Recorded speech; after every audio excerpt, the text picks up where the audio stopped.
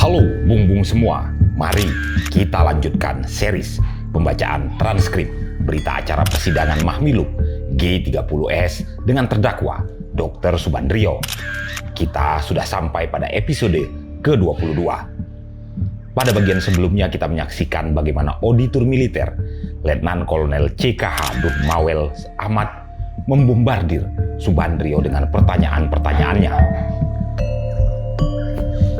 Di bagian ini juga, kita masih melanjutkan sesi tanya-jawab antara Letkol Durmawel dan Subandrio yang merujuk pada berita acara pemeriksaan sebelumnya.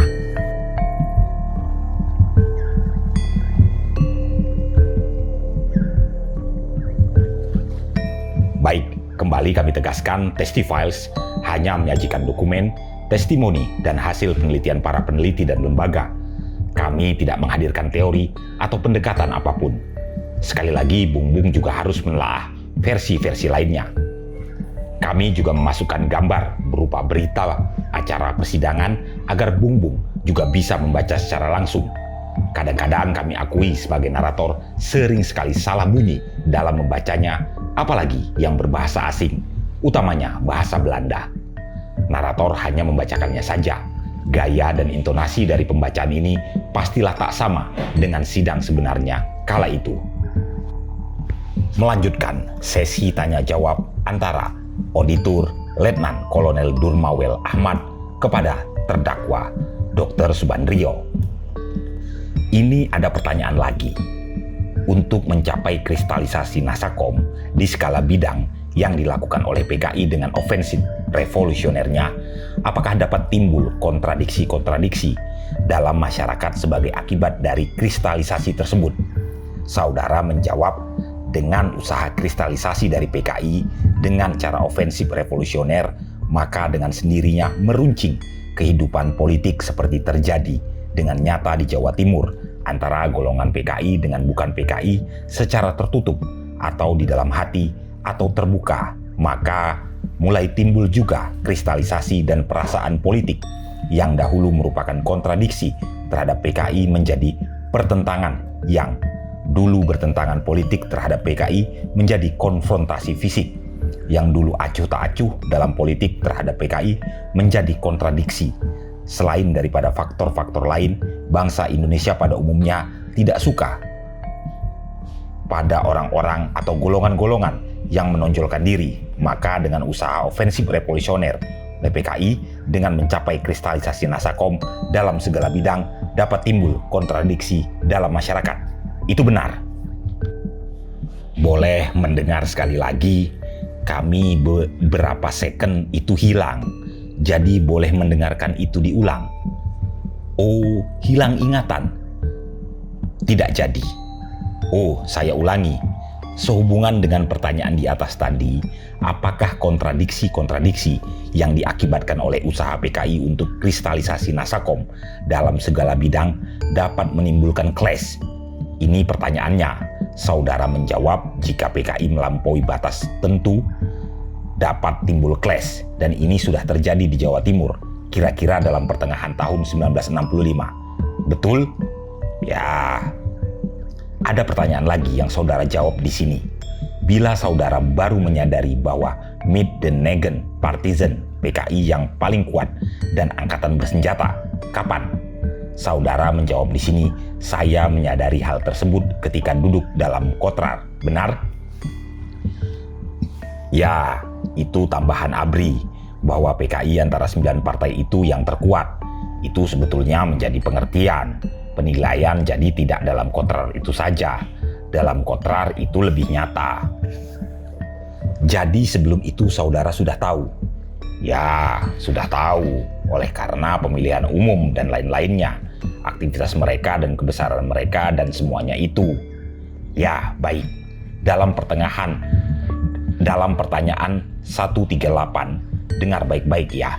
Cobalah uraikan tentang peningkatan kegiatan PKI menjelang 30 September 1965 atau sebelum 30 September 1965 yang dilaporkan BPI Kartono Kadri Sarjana Hukum atau Brigjen Polisi Sutarto kepada saudara sebelum 30 September 1965, dan juga yang saudara sendiri sudah mengetahui sebelum 30 September 1965? Antara lain saudara menjawab, peningkatan nasakomisasi oleh PKI dalam perusahaan negara.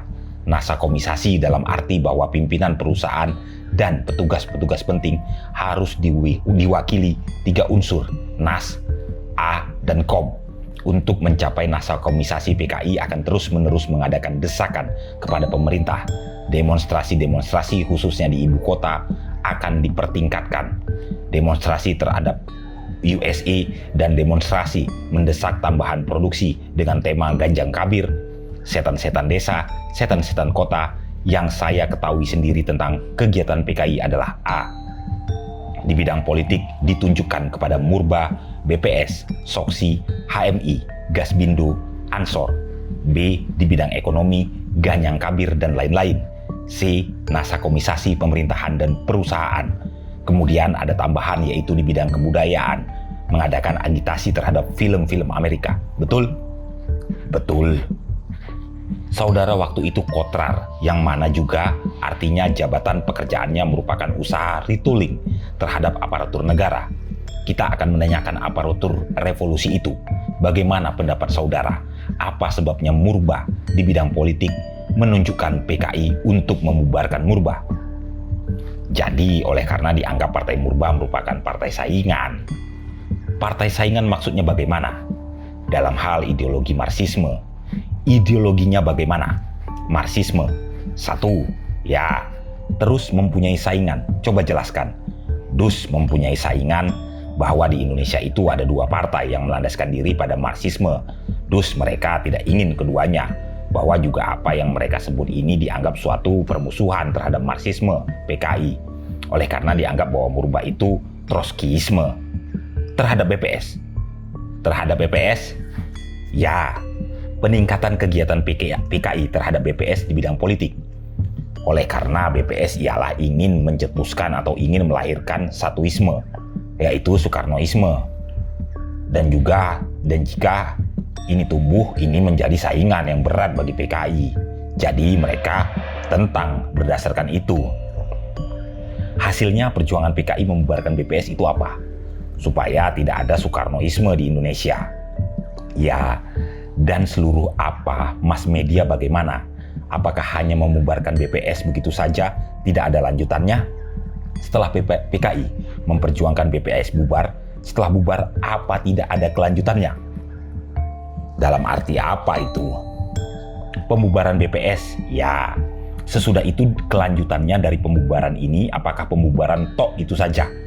Ya, sudah dibubarkan. Jadi sesudahnya itu mereka menganggap sebagai suatu kemenangan jadinya. Oh, tidak. Pembubaran itu apa hanya resmi dibubarkan itu saja? Sudah kelar perjuangannya. Apakah ada lagi? Dengan pembubaran BPS, maka bagi mereka lapangan buat isme mereka tentu ada.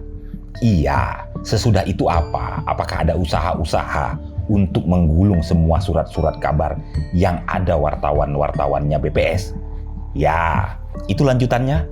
Ya. Sesudah itu apa sebab PKI dalam meningkatkan kegiatannya berusaha keras untuk membubarkan Soksi? Oleh karena Soksi satu golongan karya buruh yang mereka anggap kuat. Kuat dan merupakan apa? Merongrong potensi, persaingan atau permusuhan dengan Soksi. Sesudah itu dengan HMI. Apa sebab maka PKI berusaha begitu kerasnya dalam peningkatan kegiatan PKI itu untuk membubarkan HMI ini? Oleh karena HMI mempunyai keanggotaan yang sangat besar. Saya selidiki sendiri itu jadi. Keanggotaan sangat besar? Ya. Mengenai ideologi. Ideologi Islam tentu dasar yang bertumbuh di Indonesia, yang kuat ideologinya. Merupakan saingan apa HMI ini bagi PKI? Terhadap apa? Saingan dalam pengaruh di kalangan mahasiswa. Sesudah itu Gasbindo. Apa sebab maka PKI dalam peningkatan kegiatannya berusaha keras untuk membubarkan Gasbindo ini? Juga itu bahwa ini dianggap sebagai satu potensi yang kuat. Potensi di bidang apa? Potensi karyawan buruh yang berlandaskan pada agama Islam. Dus saingan dari apa? Dari kekuatan karyawan buruh. Bagi PKI ini di bidang apa? Dalam perburuan, dalam kekaryawanan perburuan. Perburuan itu antara Soksi dan Gaspi Indo. Sudah itu kenapa PKI begitu kerasnya, begitu hebatnya memperjuangkan supaya pembubaran Ansor atau setidak-tidaknya melemahkan Ansor ini. Ya, itu juga oleh karena Ansor sekarang ternyata yang kami lihat sendiri di Jawa Timur makin lama makin kuat dan aktif. Ya, saudara tadi mengatakan bahwa PKI merupakan pressure group dari RRT dalam negeri ini, betul? Ya, saya minta supaya agak jelas saudara kemukakan pressure group itu. Apa yang telah dilakukan, di bidang apa yang telah dilakukan oleh PKI untuk keperluan Republik Rakyat Cina. Jadi yang langsung yang bisa menjadi bukti untuk keperluan RRT ialah kegiatan pelaksanaan PP10. Pelaksanaan PP10 di mana kita mempunyai percekcokan dengan RRT mengenai warga negara Hokiau di sini. Oh, sesudah itu? Jadi ini yang langsung yang menjadi. Ya, sesudah itu apa tidak ada lagi? Ya, secara tidak langsung mungkin banyak mereka menyerang Yugoslavia, itu juga atas dasar tekanan dari RRT.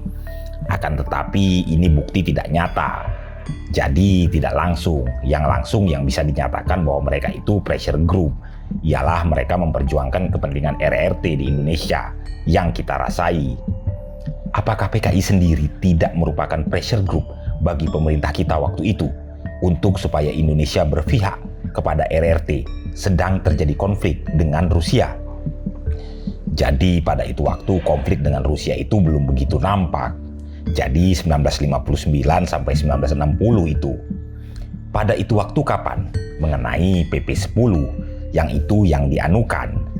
Tidak, ini terusnya sampai sekarang. PP10 tahun 1959. Tidak termaksud surat tuduhan itu, tidak ada persoalan itu. Jadi bagaimana pertanyaannya? Pertanyaannya, apakah PKI sebagai pressure group, apakah yang dilakukan untuk mendesak Indonesia supaya berpihak atau condong kepada RRT, di mana RRT ada konflik dengan Rusia? Ada? Tidak, oleh karena kita sendiri tidak bermusuhan dengan RRT sebagai pressure group. Pressure, iya. Ini kan pertanyaan. RRT dan Rusia ada konflik. Apakah PKI di sini yang merupakan pressure group dari RRT itu? Ada usaha-usahanya supaya pemerintah kita ini berpihak kepada RRT di dalam RRT konflik dengan Rusia itu. Jadi itu yang berpihak kepada RRT itu tidak ada. Kita mempunyai hubungan baik dengan RRT. Akan tetapi ada sebagai pressure group untuk supaya kita dengan Yugoslavia dan Soviet itu agak renggang. Dus jadi dengan taktiknya merenggangkan hubungan dengan Rusia. Ya, supaya kita renggang dengan Rusia. Baiklah, saya akan tanyakan kepada saudara yaitu dalam ketegangan antara Moskow dan Peking. Apakah Partai Komunis Indonesia memihak di salah satu pihak dan apa-apa kegiatan PKI dalam rangka pertikaian antara Peking dan Moskow dalam negeri Indonesia? Coba saudara jelaskan. Dijelaskan jawaban yang dalam pemeriksaan. Apa saudara akan membacakan tidak? Minta dibacakan di sini? Ya, apakah dari itu? Apakah minta penjelasan sekarang? Apakah ini saya bacakan pada saudara? Boleh, boleh. Saudara membenarkan atau tidak membenarkannya dalam pertikaian Peking dengan Moskow, maka PKI memihak kepada Peking. Dalam pemberitaan surat-surat kabar, mereka bersikap sebelah pihak dan seringkali Duta Besar Soviet membicarakan hal ini dengan saya. Juga dalam konferensi Persatuan Wartawan Asia Afrika, PKI menentang ikutnya Soviet. Benar? Benar. Kalau begitu kita teruskan. Coba saudara uraikan pula dalam pertikaian antara RRT dengan Yugoslavia. Apakah PKI juga memihak di salah satu pihak? Dan kegiatan-kegiatan apa yang mereka lakukan dalam negeri dalam rangka pertikaian tersebut? Jawab saudara, PKI memihak kepada Peking dalam pertikaian antara RRT dan Yugoslavia. Dalam pemberitaan surat kabarnya, PKI mengadakan serangan terhadap Yugoslavia dan juga Duta Besar Yugoslavia mengadukan kepada saya mengenai serangan terhadap pribadi Presiden Tito. Soal ini saya bicarakan dengan DNID, betul? Pada tanggal 27 November 1964 sampai 3 Desember 1964, betulkah saudara mengadakan atau mengetuai suatu delegasi berunding dengan Chen Yi di Cipanas, betul? Betul. Dalam perundingan itu, kedua belah pihak telah menyatakan antara lain sepaham dan sepakat bahwa perjuangan anti-Nekolim di dunia ini merupakan satu perjuangan menyeluruh yang tak dapat dipisah-pisahkan satu sama lain. Dalam hubungan ini, Marsekal Chen Yi menandaskan lagi sokongan penuh pemerintah dan rakyat Republik Rakyat Cina terhadap perjuangan pemerintah dan rakyat Republik Indonesia mengganyang Malaysia, dan tentang pertikaian Peking dan Moskow yang diterangkan panjang lebar oleh Marsekal Chen Yi. Dalam pertemuan tersebut, saudara tidak menyatakan memihak, melainkan saudara menyatakan dapat memahami. Benarkah itu? Saudara menjawab, benar. Dan untuk istilah memahami saja, memahami, saya mempergunakan istilah dapat mengerti. Betul itu. Dan sesudah itu, di sini pertanyaannya, benarkah saudara bersama-sama menteri dan pejabat-pejabat tinggi Republik Indonesia pada tanggal 24 Januari 1965 sampai dengan 27 Januari 1965, setidak-tidaknya dalam bulan Januari 1965 telah berkunjung ke Peking dan mengadakan perundingan-perundingan dengan pemerintah RRT? Kalau memang benar, dalam rangka apa kunjungan dan perundingan itu? Saudara menjawab, benar, dan dalam rangka kunjungan ke 4 negara, yaitu Burma, RRT, Kamboja, Thailand, dalam memberikan pengertian tentang masalah konfrontasi Malaysia yang pada waktu itu sudah meningkat pada bahaya peperangan tentara Inggris dengan Indonesia. Benar. Selanjutnya, saudara tadi khususnya ke RRT, delegasi diberi tugas yang diputuskan dalam sidang KOTI. Sebelumnya, delegasi berangkat untuk mendapatkan sambutan RRT, membantu Indonesia dalam konfrontasi Malaysia. Pada tingkatan itu, waktu sedemikian rupa sehingga bagi Inggris merupakan suatu deterrent, dalam arti Inggris tidak gegabah akan menyerang Indonesia. Pada angkatan-angkatan diminta menyelidiki kemungkinan RRT menjadi sumber pembelian persenjataan dari ABRI. Benar itu? Itu benar? Benar.